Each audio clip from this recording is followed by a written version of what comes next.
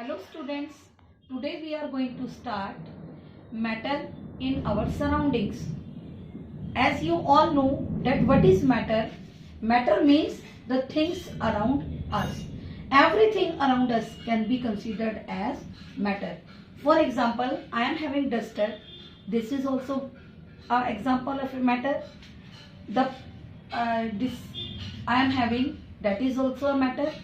The things which we see, the whiteboard, the air, all the things which are around us are considered to be matter. So I can say that it is the substance which have mass, occupy space. What do you mean by occupy space?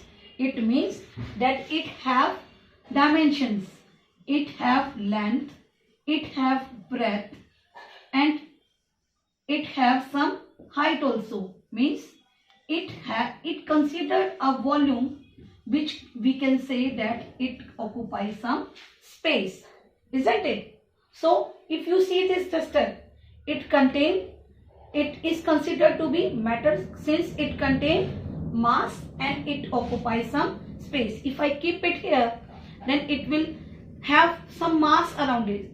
It will have some space around it. Therefore, it is considered to be matter. Okay. So, I have told that examples of matter, that is notebook, pen, planet, sun, air. Can you see air? Have you seen air? No. But it is also considered to be an example of matter. Why it is called matter? Since we can feel air by our sense organs and it occupies some space also. How?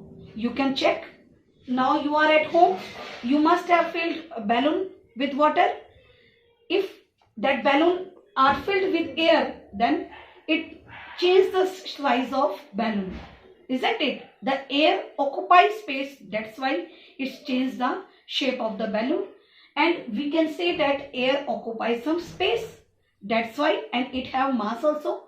I can weigh the mass also. Do you know what is mass and what is weight? In our gravitational chapter, we are going to read about mass and weight. These are both different things. Mass cannot be changed anywhere. You go anywhere, the mass always remain constant of an object. But weight, it varies from different parts of the planet as well as on earth. It can be zero, it can be higher, maximum, it can be lower.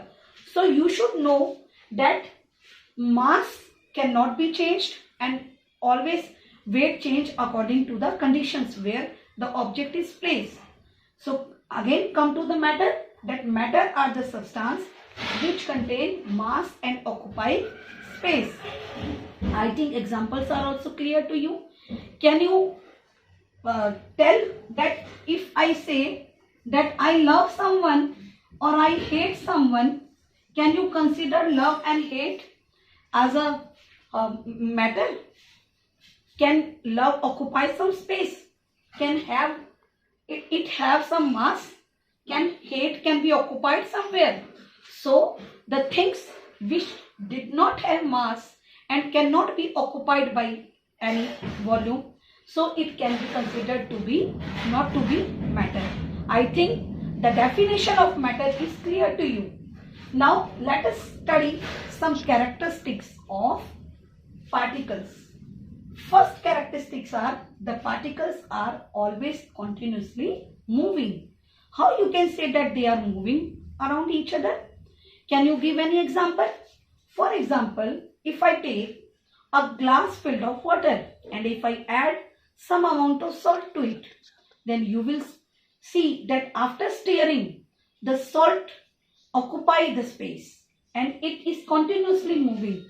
If I look at each part of the glass, I can feel the salty taste of salt, isn't it? I can add ink to water. Without stirring, it will always get mixed itself. So I can say by this activity that the particles are continuously moving. Now let us come to the next characteristic, that is it occupies occupy some space. If I am having a glass filled of water, I have filled this glass of water and I mark here a sign that this is the level of water. If I add the salt or the sugar, after some time what you see, that it get submerged inside it and there will be no rise in the level of water. How it happens? It happens since the water molecules are like this, the bigger one, and when I add salt to it, it occupies the space between it and there will be no rise in the level of the glass, which indicate that the particles of matter always have space between them, isn't it? Now, next characteristic is the particles of matter attract each other. How they attract each other? If you see, if I light one agarbatti at one side of the room, a corner, after some time I feel the smell of agarbatti on the inside the whole room. How it comes?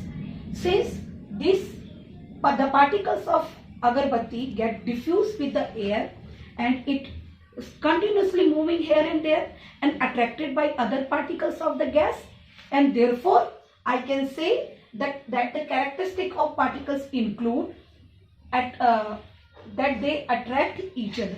So all these are the three characteristics of particles of matter which define the matter more clearly to you. Thank you for